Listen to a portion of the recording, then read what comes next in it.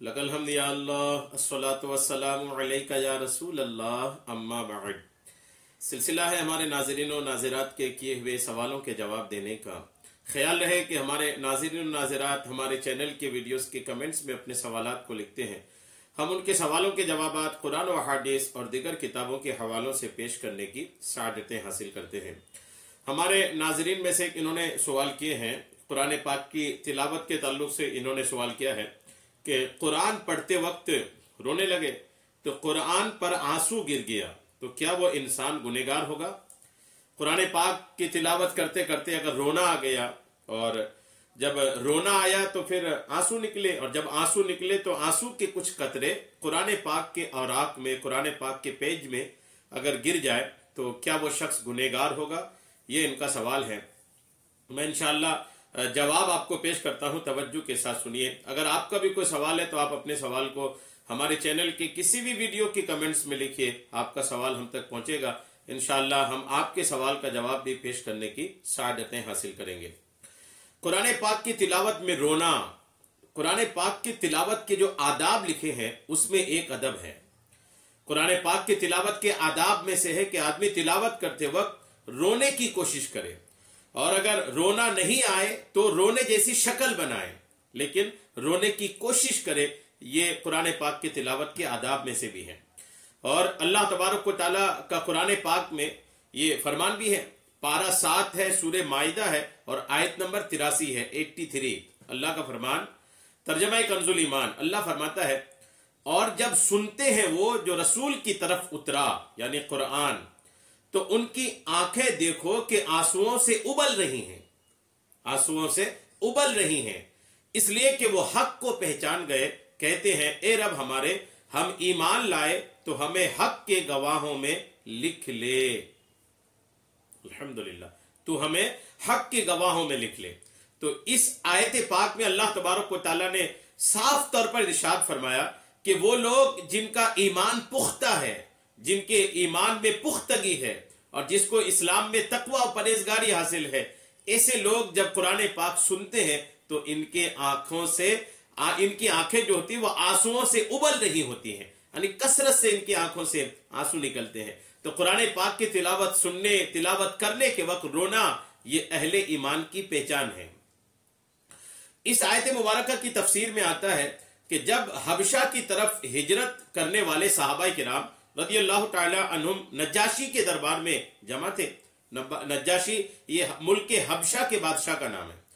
जब सहाबाए किराम वहां पर तशरीफ ले गए और नज्जाशी के दरबार में सब लोग जमा थे तो और मुशरिकीन मक्का का वफ्द भी वहां मौजूद था, तो उस वक्त नज्जाशी ने हजरत जाफर तैयार रज़ी अल्लाह ताला अन्हु से अर्ज की, क्या आप रज़ी अल्लाह ताला अन्हु की किताब में हजरत मरियम रज़ी अल्लाह ताला अन्हा का जिक्र है? हजरत जाफर रज़ी अल्लाह ताला अन्हु ने फरमाया, कुरान पाक में एक मुकम्मल सूरत हजरत मरियम रज़ी अल्लाह ताला अन्हा की तरफ से मंसूब है। फिर सूरे मरियम और सूरे ताहा की चंद आयात तिलावत फरमाई।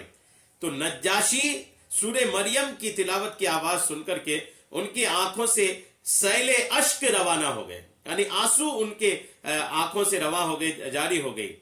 इसी तरह जब फिर हबशा का वफ्द सरकार दो आलम सल्लल्लाहु ताला अलैहि वसल्लम की खिदमत में हाजिर हुआ, जिसमें 70 आदमी थे और ताजदार रिसालत सल्लल्लाहु ताला अलैहि वसल्लम ने उनके सामने सूरह यासीन की तिलावत फरमाई, तो उसे सुनकर वो लोग भी ज़ारो क़ितार रोने लगे। अल्हम्दुलिल्लाह, गौर कीजिए, कुरान पाक की तिलावत सुनकर के रोना, ये अल्हम्दुलिल्लाह ये तारीखी तौर पर भी है और जो इससे मोहब्बत करते हैं ना, उन्हें रोना आता है। हजरत मुतरिफ अपने वालिद माजिद से रिवायत करते हैं कि मैंने रसूलुल्लाह सल्लल्लाहु ताला अलैहि वसल्लम को देखा कि आप सल्लल्लाहु ताला अलैहि वसल्लम नमाज अदा फरमा रहे थे और आप अलैहिस्सलाम के सीने अक़दस से रोने की आवाज इस तरह आ रही थी जैसे चक्की के चलने की आवाज होती है।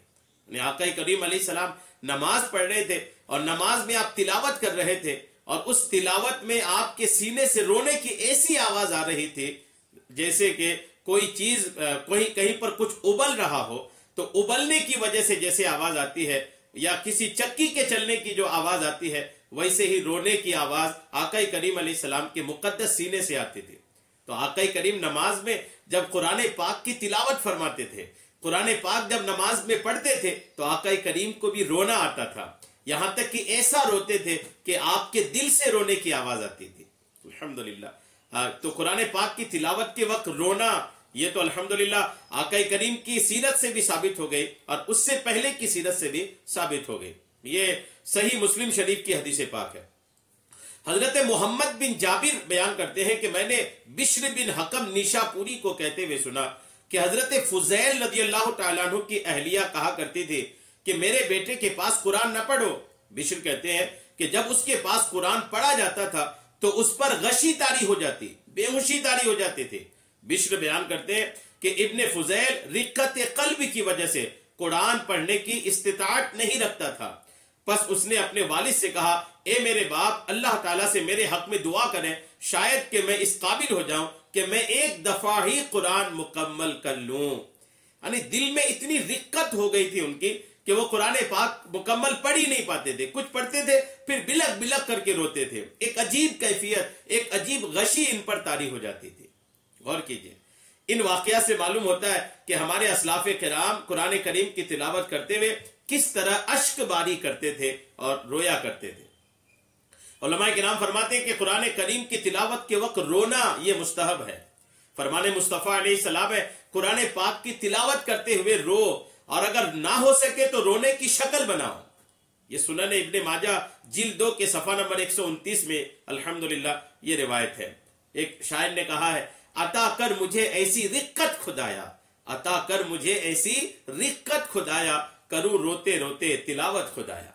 آئیے ایک اور واقعہ سن کر خود کو اس بات پر آمادہ کرتے ہیں کہ کاش ہمیں بھی تلاوت قرآن کریم کے وقت رونا نصیب ہو جائے۔ حضرت سیدنا عبداللہ رحمت اللہ تعالی علیہ ایک دوسرے بزرگ حضرت سیدنا ابو الحسن محمد بن اسلم توسی رحمت اللہ تعالی علیہ کے حوالے سے فرماتے ہیں کہ ایک دن آپ رحمت اللہ علیہ کا مدنی منا، آپ کا بچہ، زور زور سے رونے لگا۔ اس کی امی جان چپ کروانے کی کوشش کر رہی تھی۔ میں کہا کہ یہ بچہ آخر اس قدر کیوں رو رہا ہے؟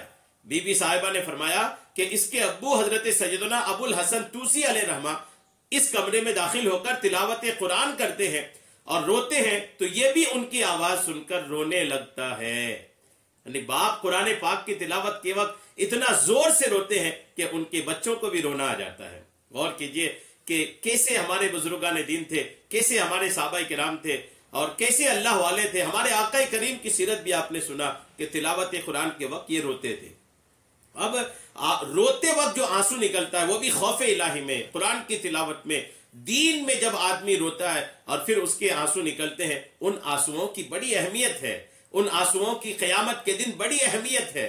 وہ آنسو قیامت کے دن نیکی کے پلے میں رکھے جائیں گے، وہ آنسو قیامت کے دن ان کی رونے والے کی بخشش کا ذریعہ بنیں گے۔ یہاں تک کہ کتابوں میں لکھا ہے، ایک واقعہ مجھے یاد آ رہا ہے، ایک روایت یاد آ رہی ہے کہ قیامت کا جب دن ہوگا تو جہنم اہل محشر کی طرف بڑھے گی، محشر کی جو بھیڑ ہے اس طرف جہنم آئے گی۔ آقا کریم علیہ السلام کے پاس لوگ آئیں گے پریشان حال کے، جہنم تو بڑھتے چلی آ رہی ہے۔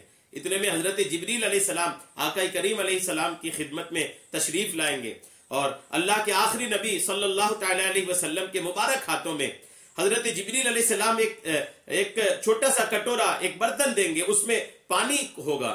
آقا کریم سے حضرت جبریل عرض کریں گے، یا رسول اللہ، اس پانی کو جہنم کی آگ میں آپ چھڑک دیجئے۔ آقا کریم جیسے اس پانی کو چھڑکیں گے جہنم واپس چلی جائے گی۔ آقا کریم حضرت جبریل سے پوچھیں گے یہ کیا ہے؟ تو جبریل عرض کریں گے، یا رسول اللہ، یہ آپ کی امت کی خوف خدا میں بہائے گئے آنسو کے قطرے ہیں جو آج کے لیے جمع کر کے رکھے گئے تھے۔ غور کیجئے، تو اللہ کے لیے رونے کی بڑی فضیلت ہے۔ تو قرآن کریم کی تلاوت کے وقت اگر کوئی روتا ہے تو یہ تو بہت بہترین چیز ہے۔ جو آنسو کے قطرات گرتے ہیں وہ بھی زبردست چیز ہے۔ تو آنسو کے قطرات جب ان کی اتنی اہمیت ہے تو ان اہمیت والی چیز اگر قرآن پاک کے اوراق میں، اس کے پیج میں، قرآن پاک کے پیج میں گر جائے تو اس سے کوئی حرج نہیں آتا، لیکن زیادہ ڈالنے میں تھوڑی پرہیز کرے کہ اگر زیادہ آنسو اگر گر گئے تو ہو سکتا ہے کہ اس کے پیج کمزور ہو جائیں، اس کی لکھائی، اس کی تحریر پر اثر پڑ جائے۔ لیکن اگر خود گر جاتے ہیں کبھی تو اس سے گنہگار نہیں ہوں گے، بلکہ ہمیں امید تو یہ ہے کہ قرآن پاک بھی ان کے رونے پر گواہ بن جائے گا، اور قیامت کے دن انشاءاللہ اس کی برکتیں ان کو حاصل ہوگی۔ امید ہے میری بات آپ کو سمجھ میں آ گئی ہوگی۔ اللہ تبارک تعالی ہم سب کو قرآن پاک کی تلاوت اور تلاوت کے وقت رونا نصیب فرمائے، آمین بجاہ النبی الامین صلی اللہ تعالی علیہ وسلم۔